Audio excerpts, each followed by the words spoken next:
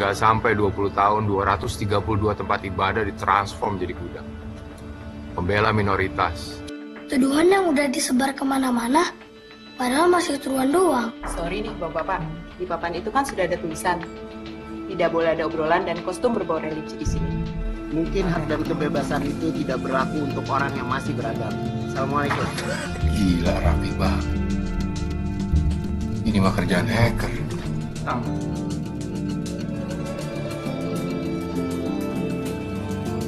Kekerasan!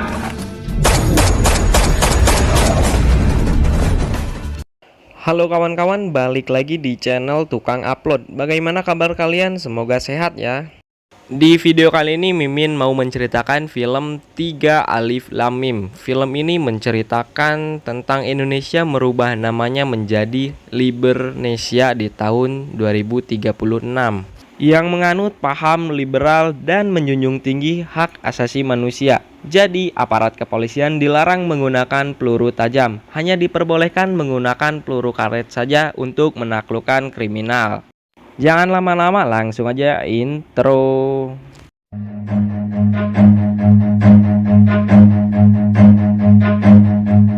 Run.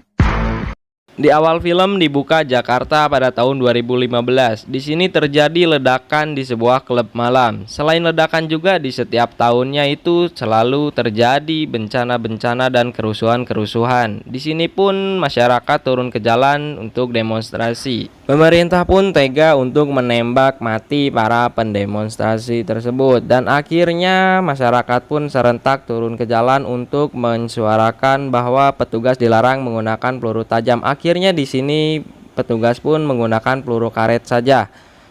Dan pada tahun 2026 revolusi pun berakhir. Indonesia berubah menjadi negara liberal yang terlihat damai dan anti kekerasan. Agama di sini memiliki citra buruk di mata masyarakat.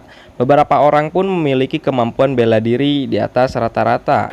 Pada tahun 2036 kita diperlihatkan sekelompok petugas sedang menyergap markas kriminal. Di sini kita diperkenalkan dengan seorang yang bernama Alif dan ketua kelompok mereka yang bernama Rama. Di sini Rama sedang mengganti peluru karetnya menjadi peluru tajam, dan Alif pun di sini mengingatkan Rama bahwa itu melanggar undang-undang.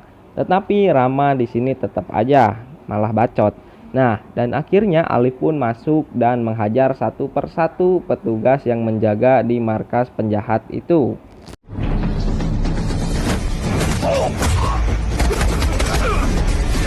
Akhirnya Alif pun berhasil masuk dan menemui bos kriminal itu. Di sini bosnya menegosiasi kepada Alif untuk bergabung dan tidak menangkapnya. Tetapi Alif menolaknya. Akhirnya bos mafia itu pun mengeluarkan semua bodyguardnya untuk menghajar Alif.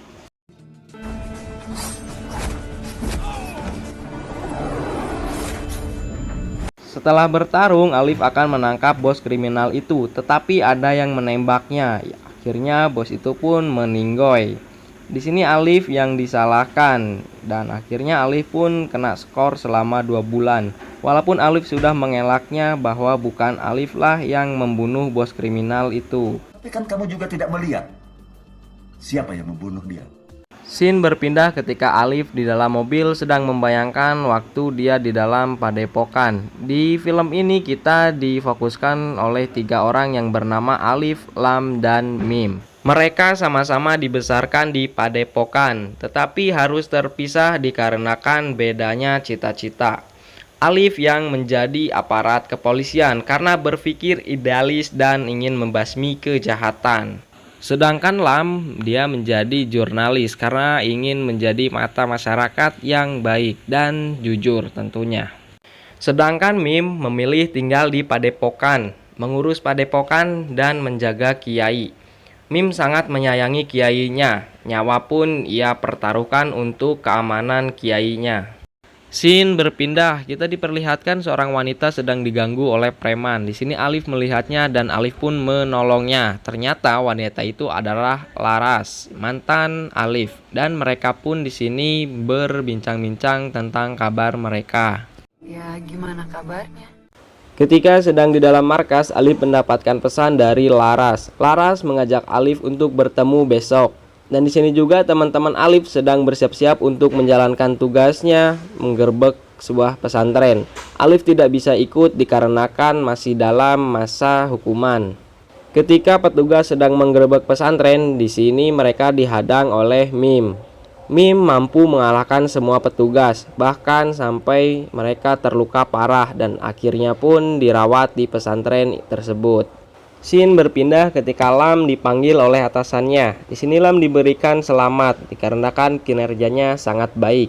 Dan di sini juga atasannya menyuruh Lam untuk mempertahankan kinerjanya itu dan memberikan tugas untuk menulis sebuah peristiwa pernikahan sesama jenis dan memberikan sedikit bumbu kebohongan. Di sini Lam pun menolaknya.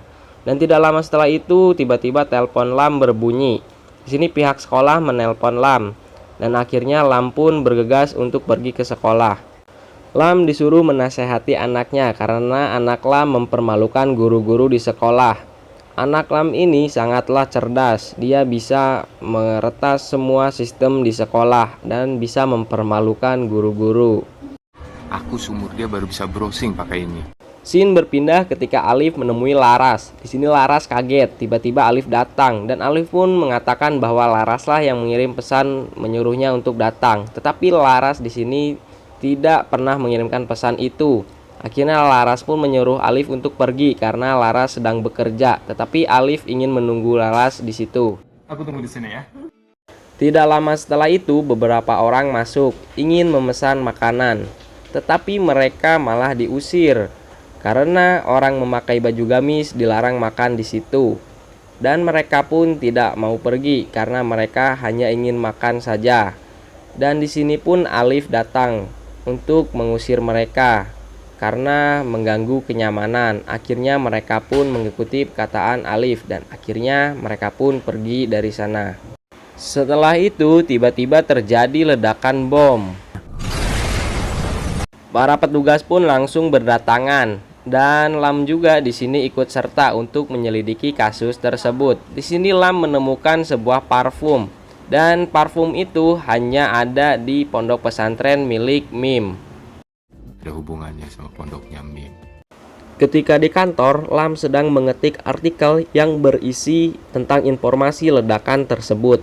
Tetapi atasannya memanggil Lam dan suruh menghentikan ketikan Lam karena sudah ada yang menyebarkan informasi bahwa di sini agamalah yang dipojokkan. Lam menolak informasi itu karena informasi itu belum valid. Tetapi di sini Lam malah dimarahi oleh atasannya, malah disuruh untuk keluar saja jika kerjanya seperti itu. Kita di sini nggak bisa menyimpan kriminal. Ketika Lam akan pulang, ada seseorang yang ingin memasukkan flash disk ke dalam sakunya, tetapi Lam menyadarinya. Akhirnya pertarungan pun terjadi. Lam berhasil membuka jubah orang itu, ternyata itu adalah Laras. Laras menyuruh Lam untuk mengungkap kebenaran melalui flash disk itu. Keesokan harinya, Lam didatangi oleh temannya. Di sini temannya menanyakan kepada Lam, kenapa Lam melakukan spam artikel. Tetapi Lam di sini malah merasa bingung karena dia tidak melakukannya. Bahkan komputer Lam sedang bermasalah, mana bisa untuk menyepam artikel. Scene berpindah. Di pesantren kita diperlihatkan seorang aparat sedang dirawat di sana dan terlihat lukanya cukup parah, akan dilakukan operasi. Dan tiba-tiba segerombol aparat datang ke pesantren ingin menangkap Kiai dengan tuduhan menyandra para aparat. Mim pun langsung memasang badan untuk menghadapi para aparat itu. Di tempat lain, Alif dipanggil menghadap kolonel dan diperlihatkan pondok pesantrennya dulu. Alif disuruh pergi ke sana untuk menangkap Kiai karena Kiai dalang dari pengeboman tersebut. Di sini Alif tidak percaya, namun karena Alif berpikir Laras telah meninggal karena ledakan itu, akhirnya Alif pun menyetujuinya. Akhirnya Alif pun pergi ke pesantren itu. Walaupun Mim sudah menasehati Alif, tetapi di sini Alif tetap bertarung dengan Mim.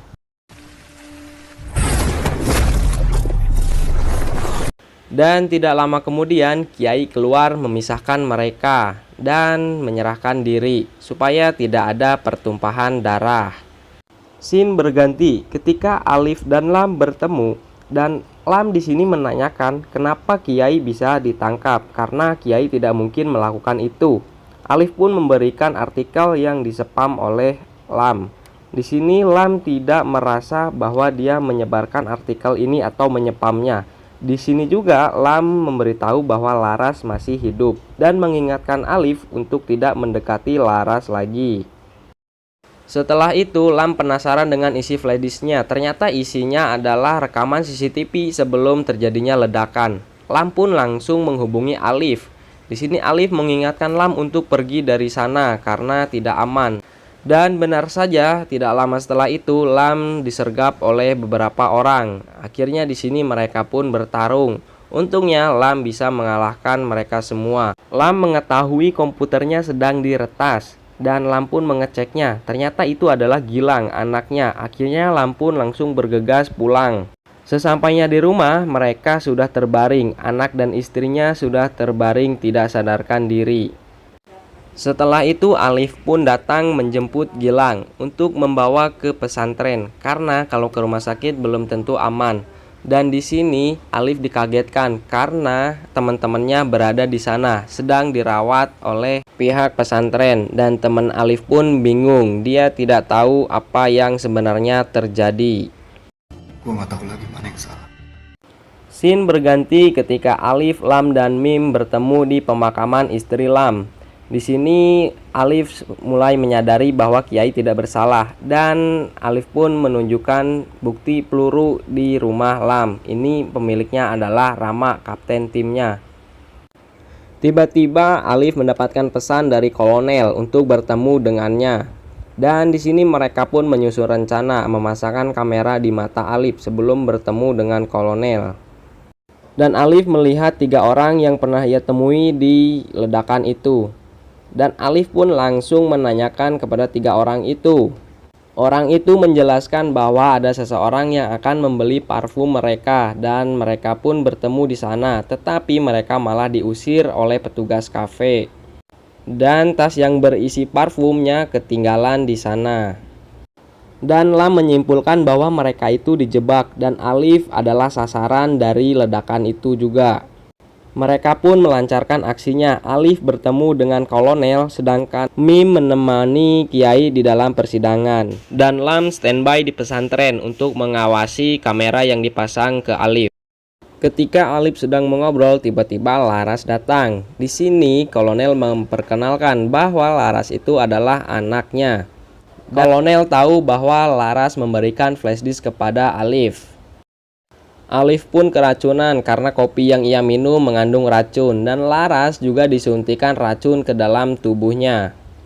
Dan kolonel mengakui bahwa dialah dalang dari peledakan di kafe itu. Lalu Alif diberi 1 vaksin. Dia suruh memilih siapa yang pantas hidup, Laras atau Alif. Dan di tempat lain Gilang akan menyebarkan rekaman tersebut yang terekam di kamera yang ditempelkan di mata Alif.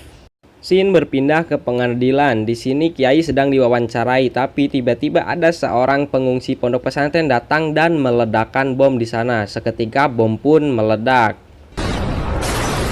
Setelah itu kolonel menyuruh seseorang untuk membunuh saksi-saksi yang masih hidup. Ternyata Mim dan Kiai dan juga salah satu wartawan di sana masih hidup. Wartawan itu pun merekam percakapan antara Mim dan Kiai. Kiai mengatakan bahwa dia tidak tahu apa-apa dan dia juga tidak akan kabur dari tuduhannya itu. Setelah itu orang suruhan kolonel pun datang membunuh sisa orang yang masih hidup dan Mim pun di sini melihatnya. Dia ternyata guru bela diri di padepokannya Mim. Di sini Mim pun mau tidak mau melawannya dan tidak lama kemudian Lam pun datang dan mereka pun bertarung. Dan di luar sana Gilang menyiarkan rekaman yang direkam dari kamera Alif dan juga rekaman dari wartawan. Rama pun kesal melihatnya dan membunuh supirnya. Dan Rama pun memberikan pistolnya kepada kolonel. Rama pun pergi dari sana. Dan kolonel pun akan menembak Rama. Tetapi pelurunya malah berbalik. Akhirnya kolonel yang meninggoy. Rama pun pergi sambil menelpon. Di sini Alif mengawasinya dan Alif pun menyegat Rama. Dan di sini Alif bertarung dengan Rama dan menanyakan siapa dalang di balik semuanya. Rama tidak mau menjawab. Akhirnya Alif pun membunuh Rama. Dan di sini telepon pun masih menyambung. Akhirnya Arif pun mengangkatnya. Ternyata ini dia dalangnya. Dan film pun selesai. Ending yang menggoblokkan. Harusnya ini film harusnya sih ya ada terusannya ya, keduanya ya. Menurut kalian gimana nih film, seru nggak? Harusnya ada kan yang keduanya. Tetapi ini tuh yang pertama aja ini nggak bisa tayang ini film. Gimana yang keduanya coba? Ya udah. Terima kasih, cukup sampai sekian. Mohon maaf bila ada salah kata. Wassalamualaikum warahmatullahi wabarakatuh.